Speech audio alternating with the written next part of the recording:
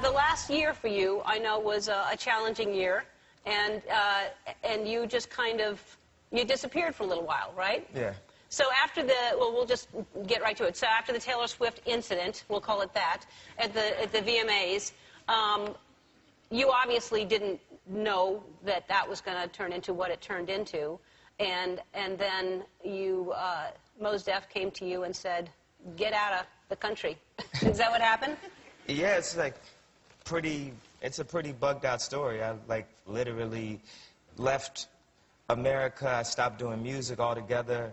I just took some time. I went to Japan just so I can get away from paparazzi altogether.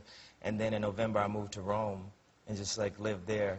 And then when I came back to the States, I moved to Hawaii and lived there. Wow. Lived there for like 6 months and just worked on music again. I didn't know that part. I knew the other part. And when you went away, did you pay attention to the media storm that was going on after that, or did you just try to like heal in some other way and figure out what you were doing? I mean, what was good about going away was it was the first time that I got to stop since my mom had passed, because I never stopped and I never tried to even, you know, soak in what all had happened. Right. Or it's the first time I stopped since I actually, you know, made it, since I started. Mm-hmm. And it was time to, you know, take a break and just develop more as a person, as a creative, and focus in more on like my thoughts and my ideas and what I wanted to bring, just what I wanted to bring to the world. Mm-hmm. Just for your whole world to completely crash off of a moment of sincerity or alcohol, whatever it is, to lose. Those don't usually go together, but yeah. Usually the alcohol rules out the sincerity part. Yeah.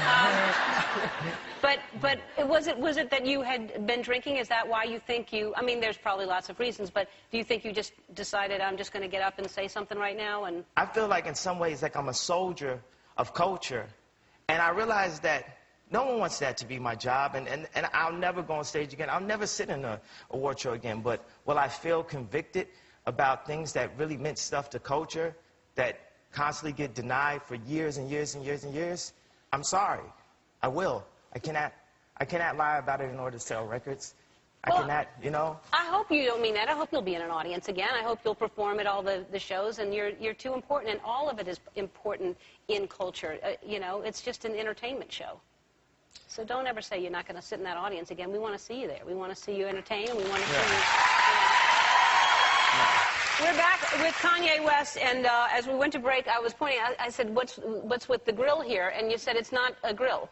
Yeah, it's like really my real teeth. So you have now. Is that on top of your teeth, or do you take your teeth out and then put in? It's diamond and gold. Mm-hmm. It's your real teeth.